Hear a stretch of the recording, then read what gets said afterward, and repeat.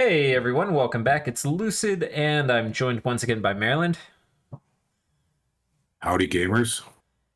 And yeah, we're back. So we have this is the same turn. This is turn 101, but because the bot died and we were only able to show you Pangaea's turn in the last episode, uh, I think both the players commented, "Hey, I can share Vanheim and Pelagia, who had a big war raging at the time.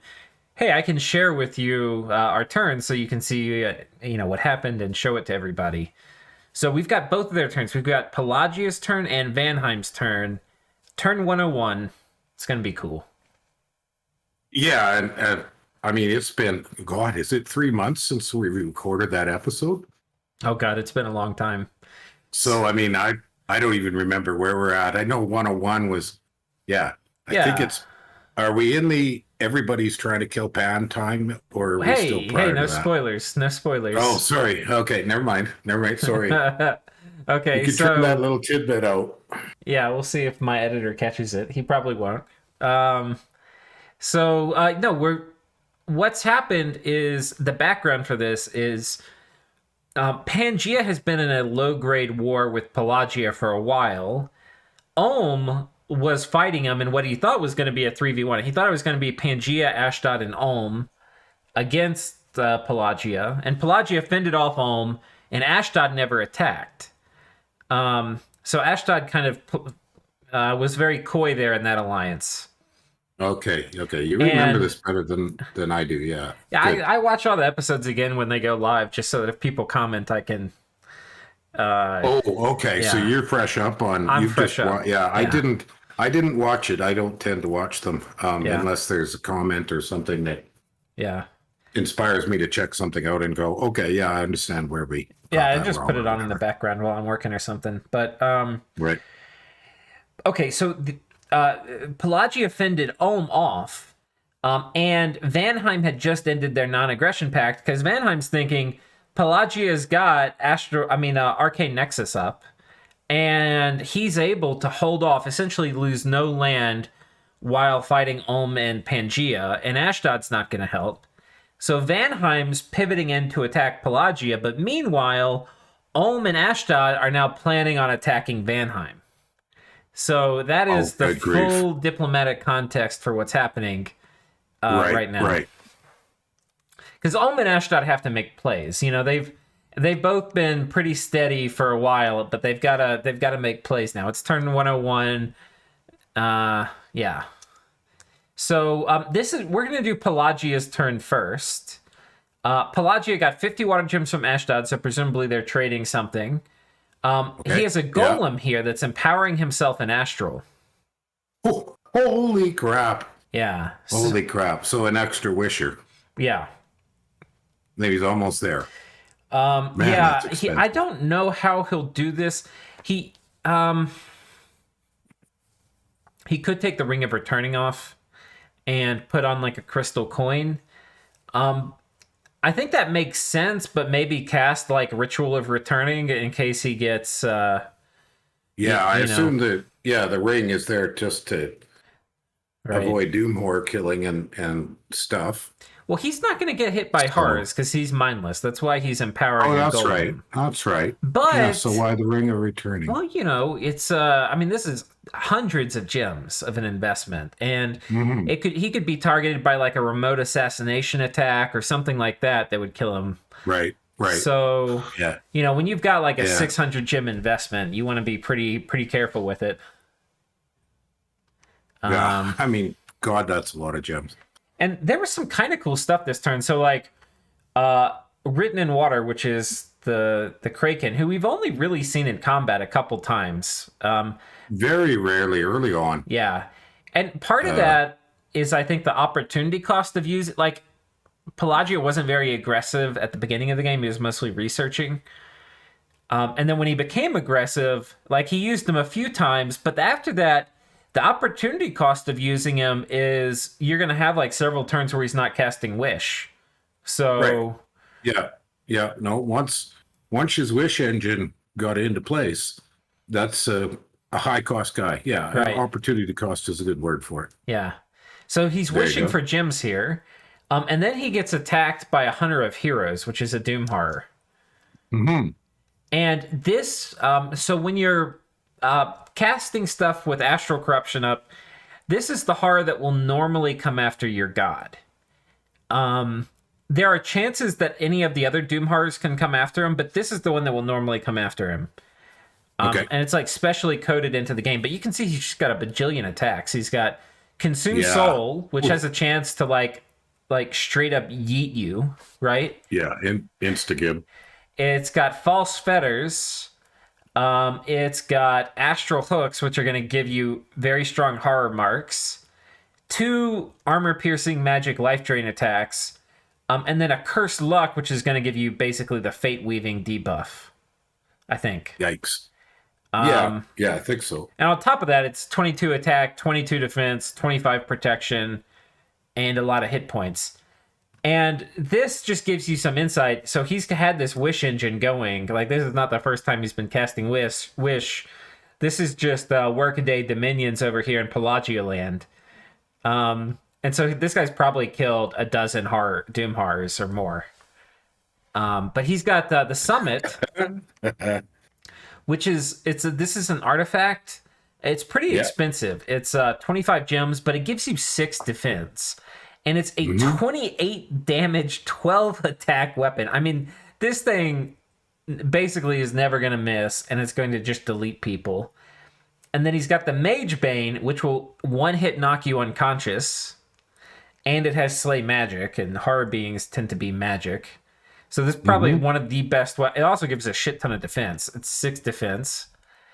And then he's got the main Gauche of Parrying, which also is going to give 6 defense.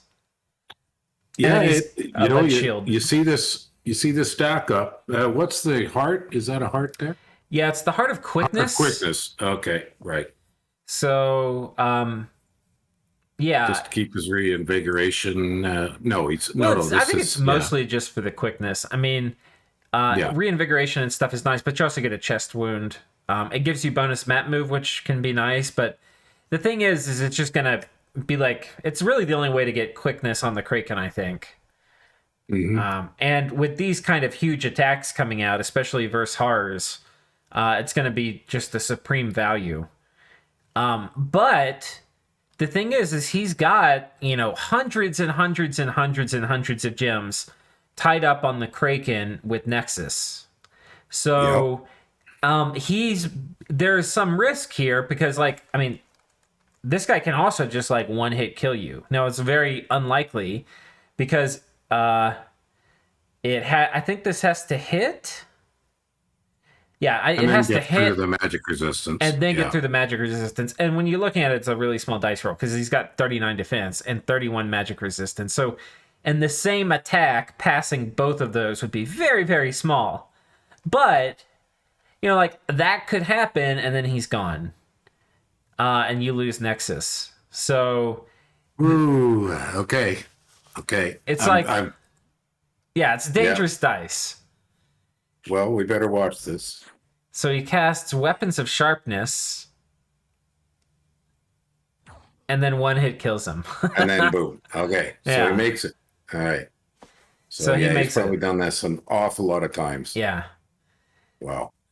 So that's what's just... Well, that's kind of cool because we have talked about this numerous times about this whole, casting wish under astral corruption and all the things required to make this work. And I mean, could you really do much of a job of this with, say, the Kraken without artifacts? It wouldn't be nearly as good. I mean, you'd probably use maybe a Sword of Quickness or... Yeah. You could do some stacking of defense and some stacking of attack. But those artifacts, with all the other gems he's put into it, why not use artifacts to boost it for this very purpose? Yeah. I mean, I'm not usually a big fan of the weapon artifacts because the trouble is, it's only ever one guy, one big unit somewhere doing one thing.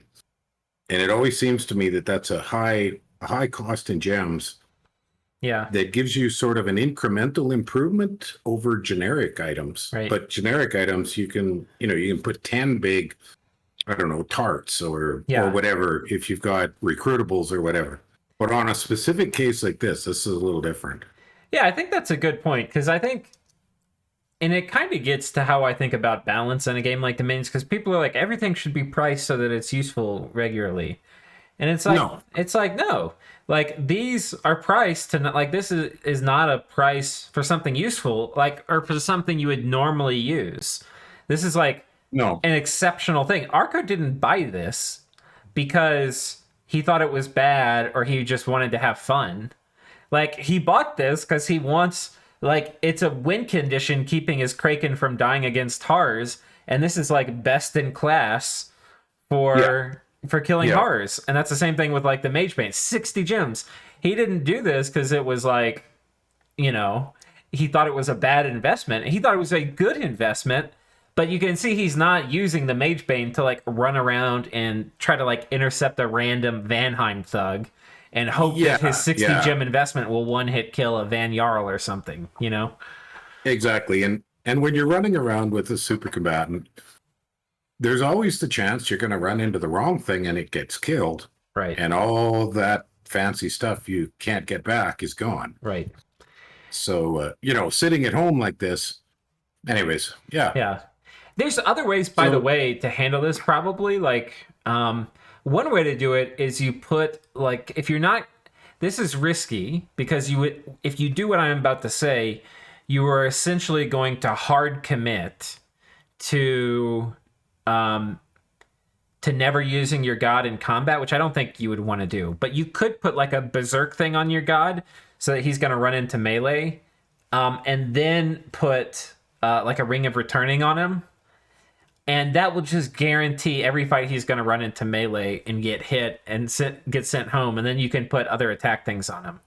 But the plan here I is guess. to basically to kill the Doom horrors rather than to just use returning and get sent home, which is Yeah. an Well, and alternative then approach. the problem with returning is ever since the change when you can get stuck in the void, having your pretender or your wisher stuck in the void for a bunch of turns, it'll probably get home eventually, but Um, that's another issue it's with a opportunity well, that's cost. a weird. There's actually I think some weird code around that. Like Ring of Returning, I believe I could be wrong. I believe is 100% chance to get you sent home. But if you cast Returning the spell in combat, like if you teleport somewhere and cast Returning, that Yeah. has a chance to get you stuck in the void. So it's kind of like weird little things where it's the same effect, but in one case it can send you to the void, and in one case it doesn't. I think they may have patched it, but I think that's how it works. I'm not entirely sure. I remember that the key issue is it was the way I used to defend against with Astral Nations, defend against astral corruption was, put some astral gems in script returning. Yeah, But of course, that's prior to the change that you can't script against right. assassinations. And And that's the reason for the berserk too. Is if you find a way to berserk, like gone berserk, not scripting or not having like a berserk on hit. If it's gone berserk, then your guy's not going to sit there and waste turns casting weapons of sharpness or whatever it is. He's going to right, just right. run. Which the problem is if you get like one of the soul slay horrors, it can sit here and just spam soul slay. And if your guy's like trying to soul slay him, those might not be the kind of dice you want to roll. So Yeah. anyway, Well, how many of those were there? You saw three. yeah. So let's take a look. We'll just scroll through them, see if there's any ones we want to look at. Well, just So quickly at a glance. this was a Oh, magic what were phase they attack by Vanheim, sniping a mystic. in the same province? Yeah, we'll look at the flames from the sky from Vanheim's perspective, but so this was the guy casting flames from the sky. He fought 5 belly maulhars, which he's got, I think, a really Yeah. big flame shield. I don't think. Oh, he cast living fire too. Oh God. Oh yeah. That's Okay. gonna Well, there you fuck go. up some horrors. Oh my God. But he could have run into it. I think that would have murdered a Doom horror too, though. But I think the trick here is putting fire gems on him. Mm-hmm. Because he's got 2 fire gems, which is enough for living fire. So, Yeah. um, A disease demon kills this guy. Some horrors attack that. Oh, this was kind of cool. I think this is in the capital. This guy's got super expensive gear. He's got armor of virtue and a ring of wizardry. Ooh. And you're like, okay, Ouch. oh, that's super risky, right? Because you could get one hit killed, but he's got an elixir of life. So if he does get one hit killed, the elixir of life will save him and he'll still get returned. So that's kind of cool. It's an interesting way to do it, definitely. And he ends up not using the elixir of life. But I think this is kind of cool because it's like, you never see the elixir of life in Dominions much. It just isn't an item you see a lot. And here you see like edge cases where it actually is worth the money. And I always think that that's cool. Every time that's like something that people generally are like, okay, this is not good in general, but there's an edge case where it's useful or worth it. There are numerous items like that in the game, but there are items in the game that have next to no use. Yeah, there's a few. However, that isn't, on that topic of balancing the pricing. I think one of the best ways I've seen to balance the pricing is take advantage of the improved granularity in pricing and drop things like to 4 or 3 gems or whatever, or 8 or 7, because there's some items that I know there's one of the water armors that is 10, which generally is too expensive for that purpose, but in some mods it's dropped down to 7, I think, and then it's not bad. Yeah. And that granularity is, I think, a good way to sort of take some of those items that are very rarely used. But that's just on the general concept of balancing of items and more variation in the pricing, more granularity is one of the best ways I've seen to do that. Yeah, because the basic reasonable. 5, 10, 15, 25, and 40 gem pricing, that can make things quite out of whack for the job they do. Yeah. Yeah, I mean, So my point was just that if like there's a lot of people who have pretty good thought into balance, but I'm just always intrigued that even with things how they are in vanilla, where they're not priced such that most of the items are going to be generally useful, even though they're not priced that way, the things which, like the elixir of life, which is very, very rarely useful, it still is useful sometimes. And, Yeah. So, anyway. Here, this is a Send Horror being cast by probably Vanheim at Pelagia. That's a big horror, I think, isn't it? Yeah, this is a full-size one. It's not a lesser horror. Full-size horror, yeah. And he gets shot down, kills a wolf tribe shaman. And then... Oh. Well, we'll watch... I remember we'll watch seeing this. some of these. Yeah. So this is an underwater battle. These. And Vanheim has sent a big contingent of dudes underwater.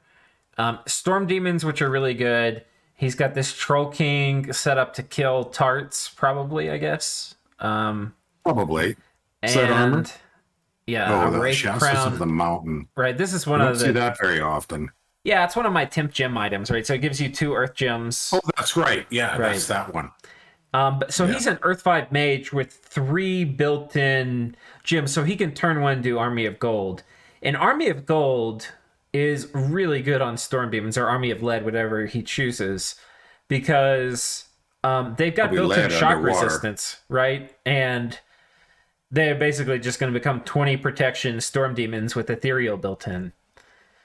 Yeah, I would imagine it's script for lead because there's not much chance of fire underwater. I mean, flame jellies, I think, are the only source of fire magic in the water. Yeah.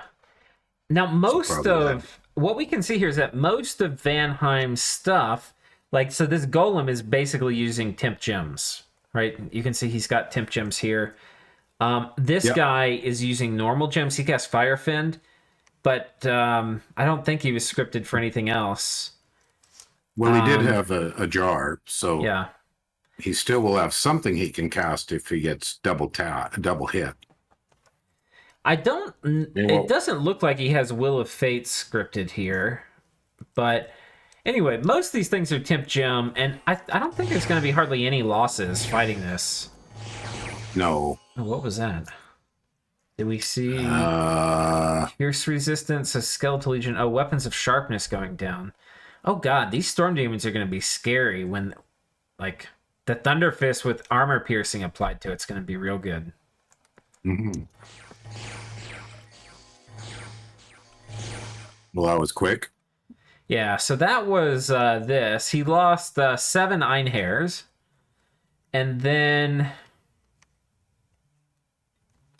Pelagia lost a mage in the void. Oh, this is interesting. Oh, okay. Well, there you go. I wonder how it got into the void. Yeah, maybe it casts returning. Maybe it did. Yeah, maybe it did. Exactly. It's kind of hard to get sent there, but anyway, Yeah, that's a but it's a gearless thing. Well, I've had a lot of it when you start mucking about with the void gate with the Rillier. yeah, that's true. And then you get a lot of being stuffed off to the void. And then sometimes you pop back in the most ungodly locations. Because I think you're returning from that as random on the map, the same as it is coming back from hell. Yeah, It's been a long time since I've mucked about with When's the last time you doing saw much in the way of returning. a shade mail black heart assassin? Like, Well, we made don't them. have stealth and we don't have the assassin ability. Nevertheless, Yeah, I've made them, although yeah, most of the time if I can make black hearts, I could usually make vampires. And it's easier to put a black heart on a vampire right. and save the extra cost of the extra gems. I mean, shade mail's not cheap. Oh, yeah, that's certainly true. And We're in a game right now where our opponents had so many gems, they've got shade mails on all their thugs. oh my You gosh, can't catch the other buggers except with Mind Hunt. yeah, Because no other magic phase attack catches them if they stealth after every fight. Man, they're annoying. yeah. Wait, oh So wait, that's a water huge elemental advantage killed him. to a huge advantage to using shade mail. Yeah, it's a great item. It's just pricey. Yeah, it's pricey. Does this one run around? How does this guy get hit? Does he run in? Oh, he runs in and then gets murdered. Okay. Yeah, water elementals are good. Oh, so my. yeah, he hit this and then he used gems to summon another one. But Wow. but yeah, you can't do vampires underwater either. So and you know, No. Pelagia, No. So all his strengths with Nexus up does not have a blood economy. no, and there aren't very many recruitables or even summonables in the game that have Yeah. built-in stealth. I mean, the Heliophagi, there's a few recruitables, but mostly they're junkie assassins or heretic priests or something. But this is also kind of cool because we get to see the full Well, like the all full this assassin assassination game stuff. because we don't we don't normally get to see it. But this is another Here's same another thing. one. Yeah. Blackheart, Shade Mail, but this is no expensive, right? So, 10 gems for that, 15 gems for this, 25 gem dude. But liches are fucking hard to assassinate. It's a death 5 lich, so he's got drain life on the table. He can do skelly spam, probably make skeletons faster than. Oh no, and this guy's in melee. Yeah. Okay. Yeah, so just having stuff like this in your army makes it really hard to assassinate. Because especially when you're making the person do like high commitment assassinations. Wait, what the fuck? Oh, and here we go. Here's some seductions. Uh, Whoops. Pangea Whoops. might have gotten their hands a little. Mm-hmm. Yeah, but that's cheap. You know, a couple of nature gems. Yeah, Jeez. They're beating it up pretty good. yeah, they did. He really needed to cast like a fire elemental or something. Did he start with gems? I don't know. I didn't see any. Nope. No. Maybe he had gems at one time. Magma eruption, flame eruption. Yeah, 2 creep. Was it? Boy. How many? Was it? It wasn't swarm, right? It was creeping doom, right? Am I? I don't think normal dryads can do creeping doom, but it was. Okay, Oh, it never was. mind. Yeah. Oh, it's an N2 dryad. Yeah. Yeah. Wow. Okay. So yeah, Tart survives there, and then Pangea seducing this dude. Yeah, he's gonna be successful. Oh wait, no. Oh, he got He it. ran. Ah, my He got one spellcast. lucky hit. My spellcasting AI Just the mage knows the right thing to cast. Cast Frozen Heart or get the fuck out. Frozen Heart. Yeah, yeah. I tell you, Frozen Heart is so good against assassins. I've lost when I was playing Ubar. Jade Amazon's Frozen Hearting my Shaitan. It's nightmare fuel. Yeah.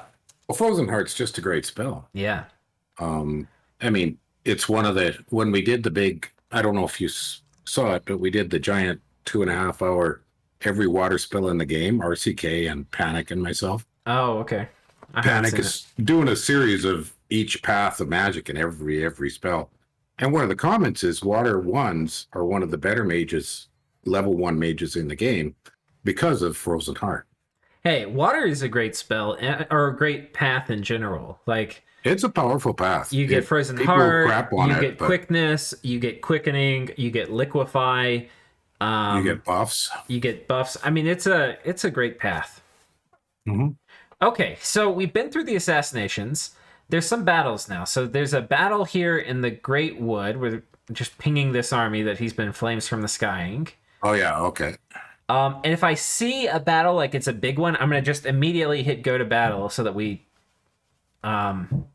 Just can you back up a sec? What were the results from the flames from the sky and the message up above? Okay, yeah, we can go ahead and look at that. So because I don't. The first one, 46. we get a more detailed message when we look at Vanheim's turn, like how many were hit. But it's he casts it twice and he kills about 50 each time. So he killed about 100. Okay. Or did he cast it 3 times? Oh, okay. Wait.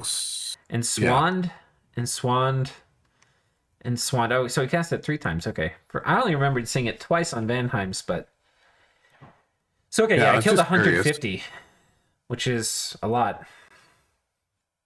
All right, so yeah, we have that battle. We have this one where it's just some demons. Hang on a sec. There's something curious about that battle. What are the scouts doing in that fight? The one you were just the previous one. Because what's he using the scouts for? Just distraction? I have no idea. Oh, soul vortex energy. Oh, they're batteries. They're soul vortex batteries. That's funny. No, that's a good one. Yeah, that's a good one because then you could sneak them around and put them where you need them. Yeah, that's true. That's a good one. Because usually soul vortex batteries, I use trolls or lamias. Well, they're gonna die still, so I mean they're kind of expensive. They're 25 things, but I guess you're right. You can have them where you need them. Well, if you think you're gonna need those extra casts of Horde of Skeletons. We've got a kind of premium Vanheim thug coming through here. Oh my gosh. Crown of Titans. I mean, this guy is deluxe. Cast Soul Vortex. Damage Reversal. Damage Reversal. Okay. Invulnerability. Yeah, invulnerability. Reinvigoration. What's his protection at? Can we check his protection? 21, but verse mundane 31. Yeah.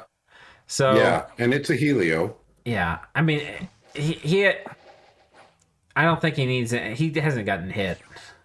I don't think he's. Yeah. He might have taken like 1 damage the whole time. Yeah. Yeah, that's good for PD killing and cheap troops. I wouldn't want to bump up against anything really heavy, but.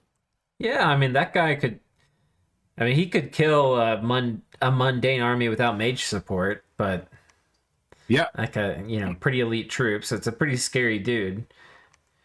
But you got to be careful rolling around deluxe thugs like that against Vanheim. I mean, against Pelagia. Because Arco certainly knows how to kill them. Trollwood, I feel like this is it. Yeah, one of the games I'm in is a team game, and we're killing thugs right, left, and center. Yeah. I mean, I'm killing archdevils with dryads. Oh, yeah, that's always fun. Well, it's a hit or miss thing. I mean, I killed one and I failed on one, but yeah, dryads are cheap and archdevils are not. That's true. I'm just using nature gems in a water bottle. Well, this was kind of interesting. This was, I think this was Vanheim. So he lost a fair amount, but that was 100 PD. And supported by a Ducado to help, this guy summoned a fire elemental. I mean, he made Vanheim get out and pay. 13 Fiends of Darkness is pretty expensive, but there's also a lot of PD. It's not too bad if, like, by the time you're Blood 9 and you put enough blood boosters on, what are you pumping out? I think you're pumping out 12 or 13 Fiends per cast. Infernal Yeah, it's a lot. Infernal Yeah. Horde. Yeah. I've been casting it and making a lot of them. You get more fiends than you do storm demons, All right, this is the battle. if you could boost it high enough. This is why they sent me Whoops. the turn. Because we missed on looking at Pangaea's turn in this battle, which is pretty epic. So Pelagia's got a very long line of troops with a king of the deeper earth here. In the back, he's got a fairy queen. If I can click on it. It's always hard to click on glamored units. With a cloak of astral storms, an air helm, and so she's got 4 temp air gems. And faithful bunch of defense basically. This dude who's a water 5. What are the paths to make that cloak of astral storms? Oh, it's hard to make. Oh yeah, air and astral. Air 4, which is a rare path in the game in general, and then you add to it an astral. Yeah. Yeah, that's why I've never made that one. Yeah. It's definitely one of those difficult ones. Right. And intentionally so, because having 4 temp air gems, like the big air buffs are huge. Like being able to reliably do air buffs in every single fight, like Fog Warriors or Thunderfend or Storm and Wrathful Skies. I'm glad I saw this one and I asked that because I've got late age Qin Chi in the new tournament. So this one is something I'm going to be looking to see if I can get to. Yeah. And then he's got a Mountain Fiend here, which is something you don't see a ton of. But it's kind of cool. It's like a holy high death dude. But this guy looking like he's going to be casting Rigor Mortis. Because you can't do darkness underwater. Fiends. Yeah. I mean, they're priced at a good price point with the Skull Staff if you compare them to trying to use a Lich to do the same job. Well, they're Death 3 base, which isn't too shabby. And I've used them as darkness casters. Yeah. And like they're a cheaper darkness caster than using a Lich if you don't have high deaths naturally. Well, if you have a good Bless too, they can be better super combatants, like a really good Bless. They can be better super combatants than a Wraith Lord. Because you are going to get your Bless on them, and then they've got full slots, and I think that they have built-in Ethereal and stuff too. So, yeah, the one thing they don't have is they're not immortal. Right. I mean, yeah, but it's like if you're going to be filling up all the gear slots, like so you're going to actually try to super combat in an army, you don't want to be planning on dying, right? So like the use cases for like a fully kitted dude and a Wraith Lord are pretty different. So like a Wraith Lord, you generally want to put hardly any items on. It's a fire and forget missile. Right. Yeah, you fire it off with 5 gems of junk. You like want to be really sweaty about if you're going to use them to super combatant, like how and when and all of that stuff. Yeah. Yeah. And then I've made them same thing with Spectres, both have a bit of a place. Okay. Oh, I'm sorry. Go ahead. No. I'm looking around at the mages. There's a lot of water gems here. And there sure are. I think I know what the play is. I've never seen this battle before, but I heard a little bit about it. I heard Arco saying something about Rigor Mortis versus demons. And now he's done a really wide line. And on skirmish, not skirmish, but the what's the formation called for the thin line? The spread out line. So that's to minimize his sparse line. Yeah, that's to minimize the damage from the lightning bolts. Right. I think the play is to just try to slow this down. Right. He's probably going to get Thunderfend. He's going to summon a bunch of water elementals, and he's going to do demonic cleansing and rigor mortis. And the combination, and this was something I didn't know until I had seen Arco say it, is that demonic cleansing, which is going to double all damage that demons takes, applies also to fatigue damage. Which I didn't know. So I had never thought about it, but it makes sense. What do you think the purpose of the Earth King up front is? Bait? Like high hit point bait? Yeah, let's see. I'm not sure. I mean, that's usually what I do when I take... Yeah. Oh. Okay, he's got lightning resist. I think he's going to do Army of Gold, and then what I'm expecting is Army of Gold, Will of Fates, then some kind of shock resistance, and then rigor mortis. Well, this guy could do ground army, right? We'll just see. I'm speculating. Yeah, I was just wondering why he's in that position. But Yeah. see, notice it's really soaking, like a lot of the targeting is going at the Earth King. Yeah. Well, no, they're shooting past him. Oh, they are. They're going for these mages, but he had a turn 1 Will of Fates up. So Pelagia's already got lucky, which is great. It basically is going to make these Storm Demons almost a quarter is like reduce their effectiveness by 75%. And did he get We've got Demonic anti-magic Cleansing. up or? Yeah, we've got, I think we'll take a look at what all they've got. So, yeah, anti-magic up on both sides. Right. Either that or Army of Lead, one of the two. Right, we had turn 1 Rigor Mortis and turn 1 Demonic Cleansing, I believe, from Pelagia. Okay. We had Foul Vapors. I think this is being cast by Pelagia as well. And Friendly Currents. I think they both put that up. So I think there's 2 copies. These guys also have Will of Fates. They do, yeah. And Army of Lead or Gold. Lead, probably. I think the thing is, though, is that That's with a lot of Rigor water Mortis up... elementals. Let's see what turn we're at. 3... These guys are already like 34 fatigue. 25, 44. Wow. That's fast because it's Yeah. This is round 3. It only went up at like round 1.5 or something, right? Ooh. So Ooh. round 4. Now, did now Relief is up? Is that Relief just came up? Right, we have Relief. I think that was being cast by so Relief both sides by both have cast sides. it. The difference, though, is that Pelagia is relying... I mean, not Pelagia. Vanheim is relying on these guys killing things. Okay, well, those guys aren't But if fatigued they're... out. That guy's already fatigued out. And you don't even get fatigue from casting Lightning Bolt. Like, Lightning Bolt does not do encumbrance or whatever. Like, you can... No, ranged weapons don't. Right. Right. Which, tell that to somebody using a crossbow. But, Oh, well, yeah, I was an archer. I've done archery my whole life, and you shoot 40 or 50 arrows of a big bow, and man, you're tuckered. Yeah. Especially in a speed shoot. So yes. So this is wild. About 4 rounds into it, a significant number of the Storm Demons are already fatigued out. I'm sure by round 6 we're gonna have a lot of them fatigued out. Well, and Pelagia has a bunch of inanimates that are going to continue to fight with Rigor Mortis up. Vanheim is basically all in on the Storm Demons. Those are what are going to kill things for him. And maybe some Van Jarls, but... Well, but his Van Jarls are going to fatigue out. Yeah, well, the Van Jarls will have some of the fatigue counteracted by Relief. But the thing is because Rigor Mortis gets doubled by Demonic Cleansing, it's like Relief doesn't even hold a candle to the power of Rigor Mortis. That's a really interesting point, and one I was not aware of, that you could stack Rigor with Demonic Cleansing. Yeah.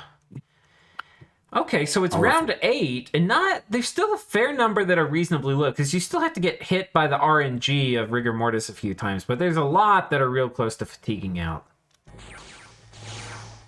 Wow.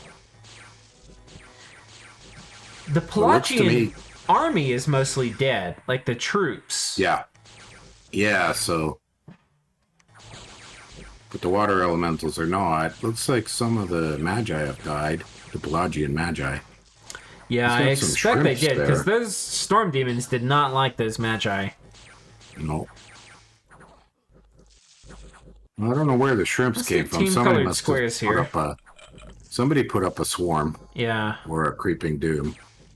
What's a little odd is I don't see Shark Attack, which I would expect to see in an important underwater battle. It's usually worthwhile. Now, some of these Storm Demons are moving forward, but most of them aren't. Storm Demons also are good against water elementals, because they have Ethereal, which is great against otherwise, normally it's really hard to melee water elementals. Yeah, I see a Vanyo running away. Yeah. He's got a Liquefy caster back here, too. Okay, the Fairy Queen and the big Pelagian Mage are still in the game. So they'll keep anchoring As long as he keeps some magic leadership, he won't have all the water elementals melt. Well, he's also got 10 protection on these water elementals. He had Army of Gold on his main body of troops, but he only got mass protection on the water elementals. But that is, they regen a shit ton underwater. It's 20% regen. And there's just not enough to, everything's falling asleep, and occasionally things will wake up and punch them, but they're not going to punch them enough to ever kill anything. No, I haven't seen any water elementals die. And maybe. I think this is a couple of them are shrinking down a bit. Yeah, there's some little ones now. And I think this is just going to be the destruction of the Vanheim army. Well, this is a popcorn moment. Yeah. Oh, and that's a lot of valuable super combatants and battle magi and that aren't going to get to run away. Yep. Except maybe, the golems should get away. Well, the golems can't retreat, right? They're mindless, so he's basically guaranteed to die. Oh, man. Oh, one more Vanhero got away. Oh, there's another one. Oh, we enslaved the Troll King. Oh, no! But I think he'll die because he's... Oh, he charmed him? Well, it must have been charm. Yeah, because he still has his gear. He still got his gear, so that was a charm. Yeah. Jeez, I didn't think he was in range. Oh, but I was going to say he would die if he lost his gear, because he would lose the Ring of Water Breathing, and so you would enslave him, he would die, but the charm, he will survive.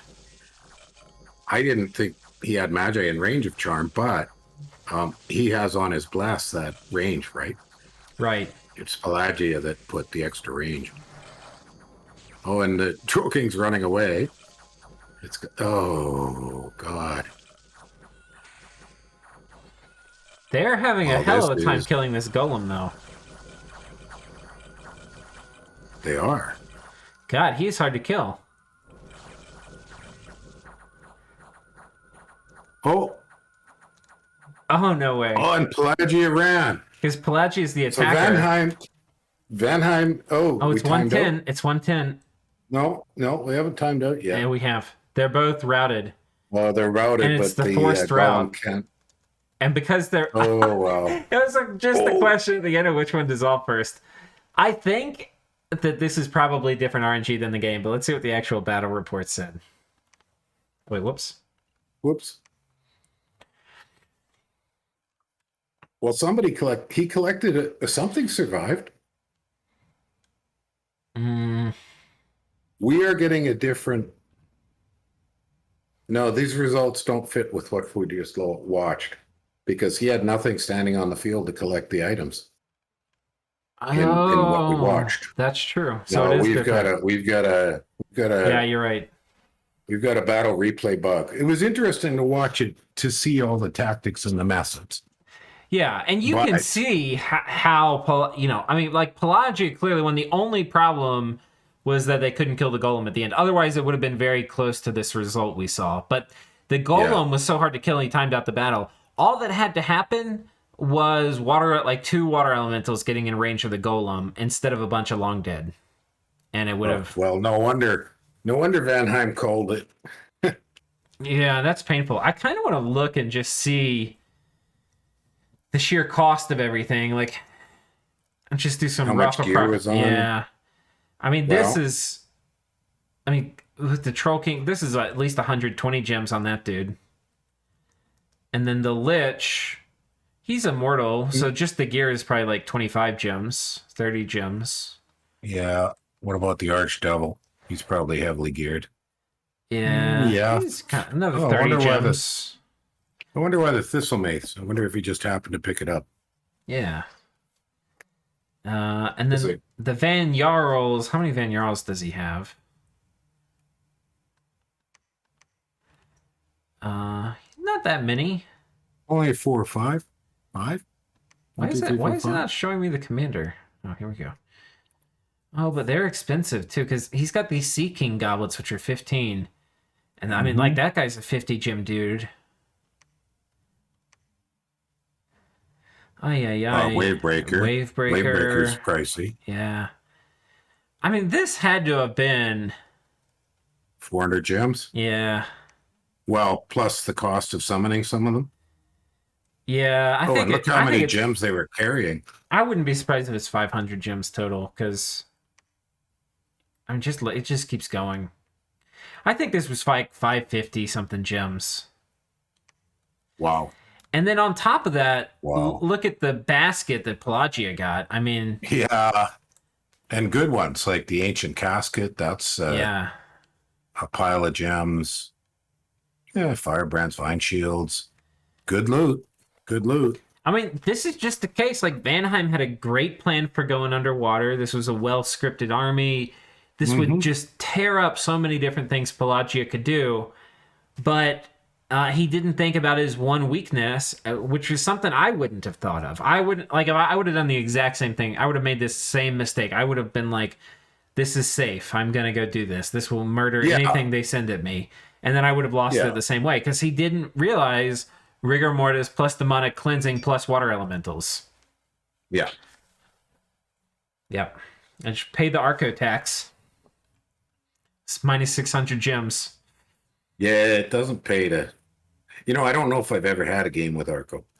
I'm very familiar with talking with him, and I've seen his play, but I don't think Well, I've been in a game with him. the game where you were Midgard and I was Bogarus. Y'all were neighbors. Oh, yeah, yeah. You didn't end up fighting him. You're but right. Gulliver's Traveled. Yeah. Well, he didn't live very long. Yeah. No. You didn't live very long.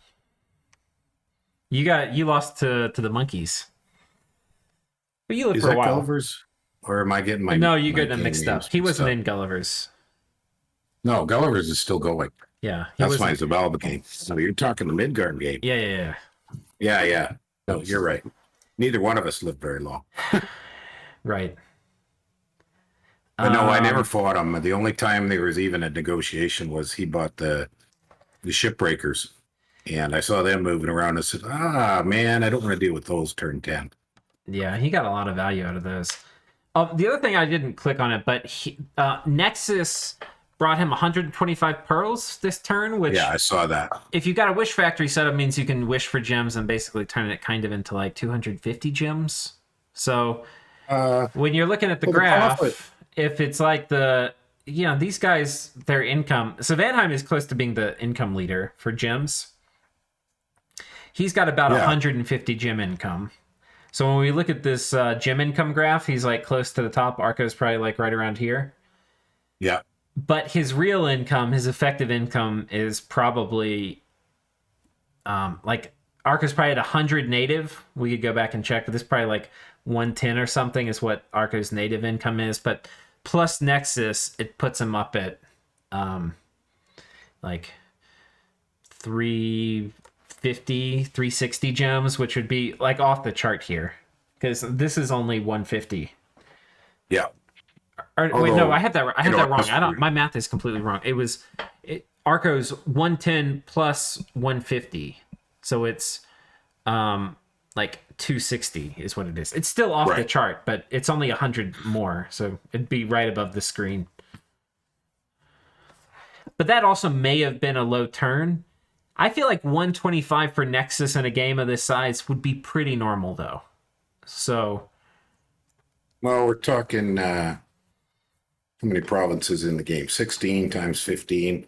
Yeah. So 240 provinces. I kind of use a rule of thumb of roughly 2 gems a province. I think it's around 1.8 typically. So the total gem income for the whole world would be around 500, just under 500, split amongst everybody. Okay. Well, that makes sense, because you divide by 4, and that gives you about 125 each. Yeah, which is about what we saw from Nexus. And then plus you have globals and stuff. Yeah, so if people are spending, and then... Well, and Pelagia has a wish factory, too, because he's got the pearl transmuting. So the actual amount of stuff fueling Nexus is going to be even higher than just what the game gives. So... Right. Or the map gives. So okay, looking at this, we've got Vanheim's turn pulled up. This is mostly it's the same turn. So we can see he got cast, a bunch of things got hit, 200 things got hit. Oh, Oh, oh yeah, the dome helped. the dome helped. Oh, he blocked a lot of things. Oh my gosh, we didn't even see that. Yeah, it got hit again. So he's getting, of the ones hit, he's only getting about 25 to 30% are killed. Yeah. But with enough casts like that, that's painful. Right. We have not a lot of horrors attacking. Wait, where do we have horrors? This horrors. Okay, we had really cool horror battles where Pelagia was casting stuff into astral corruption. We don't really have the corresponding thing for Vanheim. No. He really is not casting a lot of things. So, or even forging. Yeah, we're not seeing a lot of horrors killing magic. Just this Likiro the Sage. Yeah. I went and added this up before you and I recorded. This is, I believe, 255 blood slaves from Vanheim. That sounds about right. He had peaked out around 350, I think. But this is a few turns after Armageddon got cast twice. So, he's lost some blood hunters to that most likely. And he's lost population. So he's down from 350 to about 250. That's pretty good for his size. He's pretty, and I think Pangaean was at about like 350 after Armageddon, but it might jump back up a little bit closer to like 400. But the difference is Pangaea has Mount Chaining, which is a pretty, that makes your blood slaves a lot more effective. I don't think, aside from that, there's too much to talk about here. Yeah, these are just luck events. Or were they remote? Yeah, I think those are. What are they? Oh, it's blood hunting events. Yeah. Yeah. Or it's the rebirth events. So. Oh, right. Okay. Yeah. Well, here we go. Just some kind of interesting things to look at, just in terms of the army here. This is what a Vanheim army looks like from the Vanheim perspective. You can see everybody's got some gear of different kinds. Lots of fire gear on them. So like this guy's got 10 fire resistance. Basically everybody that survived has fire gear. Yeah, and some inexpensive armor. Lion pelts are good. They're enough with fire resistance to keep a human hit point mage alive. Yeah. He's keeps sending more mages. He's got like a sneaking holy 3 to come over here and help him claim this throne. Bishopish, yeah. I wonder if he can see anything. You can see that Ashdod may not be exceptionally friendly looking. Like if I were Vanheim looking at Ashdod, I'd be like, that's a lot of shit. Yeah, what are you doing? Border. Yeah. I mean, Vanheim has some stuff too, but I don't think it would even look like much from Vanheim's, because like the Van Jarls are going to be stealthed. He'll see some crossbows here, but yeah, there's definitely some only. Okay, yeah, you can tell these guys are about to hammer Vanheim, which is what they'd been sending us in messages before we stopped getting our turns. So they're all kind of positioned. Okay, so wow. Yeah, we've already done this turn, so this is kind of just like a recap episode. Any thoughts you want to get off your chest, Marilyn, before we end it? No, it was interesting to see. I've seen some tactics, some methods used in the tournament from the very beginning that are things that I had not thought of, I'd not seen previously. I mean, it's a rare person. Maybe there's a couple of people that play this game that come up with these things on their own, but much of the really advanced tactics and strategies come from the dialogue in the various discords and people talking about it going, so I tried out this thing and this worked, but seeing them in in actual action, seeing somebody put them together and put the parts together into a tool, a Yeah. combined operation.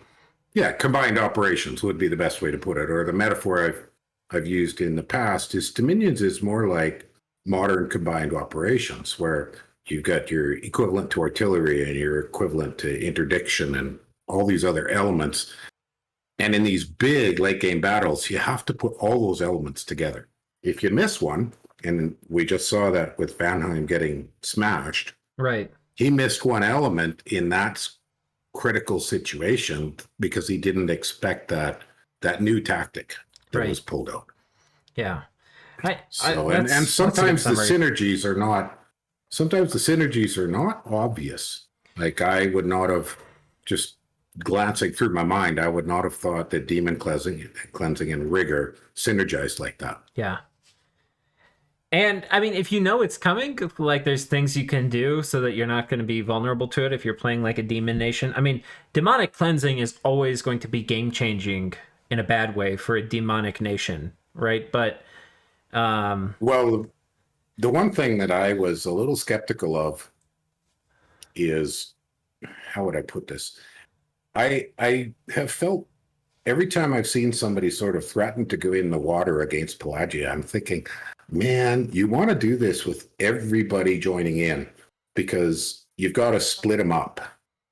Or yeah, there's that classic trick where in one of my games, I had a monolith that I could put in any fort that got broken, and then it was almost impossible to get rid of. I mean, you can kill it, but it's bloody difficult. So what my opponent was doing, and it was Nick Knight, was he would make sure that he sieged 2 or 3 forts the same turn, and then if he was going to storm, he'd time those storms. So I would have to pick and choose. And this right, is sort of what I'm getting at in this underwater fighting. If Pelagia had had 4 or 5 forts sieged by different people in the water, some of those would have succeeded. right. But with only one under siege at a time, You know, you're really vulnerable to him gatewaying in and pulling off a sleeper move and messing you up. but look at Maryland. This is okay. Look at this army report right here. I mean, you can see the King of Deeper Earth. You can, Yeah. but look at this is the army that Pelagia had. Like this doesn't look that scary. This doesn't look like holy shit. But this is what just wiped that like nasty demon stack. Yeah, And no, you're right. In this specific, it's just that this was a general thought I yeah. had No, thought you're about right. while we're You're right. watching. You're right. But I'm adding to it just that Pelagia, I think one of the things is when you're aggressive, when you go on the offensive, when you put an army on top of an enemy fort, you are basically like, it's like you're playing golf and you go put your golf on a tee and you're saying, come and take a swing at it. Right. Yeah. Oh yeah. Oh And yeah. Oh yeah. my God, putting an army on top of Arco's fort is fucking scary. It's scary. And like Chris is a good player, but like Arco that's one of the main defensive advantages. There's a lot of advantages to being on the offense in this game, right? But the main defensive advantage is for somebody to take a fort from you, they have to put something on your fort and say, come and get it. And then And then you get to Galaxy Brain, try to figure out something that they haven't thought of.